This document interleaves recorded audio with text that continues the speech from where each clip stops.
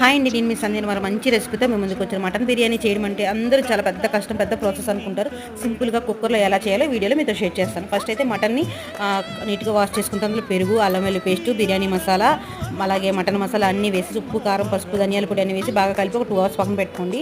ఈ లోపు ఏంటంటే ఒక కళాయిలోకి, అదే ఒక కుక్కర్లోకి పచ్చిమిరపకాయలు, ఉల్లిపాయలు, బిర్యానీ ఆకు వేసేసి బాగా ఉల్లిపాయలు బాగా ఫ్రై అయిన తర్వాత మటన్ వేసుకోండి. మటన్ కూడా బాగా ఫ్రై అయ్యి ఆయిల్ పైకి తేలిన తర్వాత మటన్కి ఎంత అయితే వాటర్ అవసరమో అంత వాటర్ వేసేసుకొని ఒక 4-5 విజిల్స్ పెట్టుకోండి. ఇంకా ఉడకపోతే మళ్ళీ విజిల్స్ పెట్టుకోండి. మటన్ బాగా 90% అయితే కుక్ అయిపోవాలి.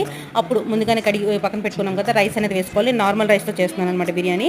మీకు కావాలంటే బాస్మతి రైస్ వేసుకోవచ్చు. నేను గ్లాసుకి, మామూలు రైస్కి 2 గ్లాసులు వాటర్ వేసాను. అదే మీరు బాస్మతి రైస్ అయితే కనుక 1 గ్లాస్ వాటర్కి ఒకటి మళ్ళీ కొంచెం పావు వేసుకుంటే సరిపోతుంది. గ్లాస్ పావు వాటర్ వేసుకుంటే కనుక 2 విజిల్స్ పెడితే చాలు బాస్మతి రైస్. ఇదైతే 3 విజిల్స్ అయితే పెట్టాను. చూసారా, మటన్ కూడా అంత చక్కగా కుక్ అయింది. ఇలా సింపుల్గా కుక్కర్లో మటన్ బిర్యానీ అయితే ప్రిపేర్ చేసుకోవచ్చు. వీడియో కనుక నచ్చితే లైక్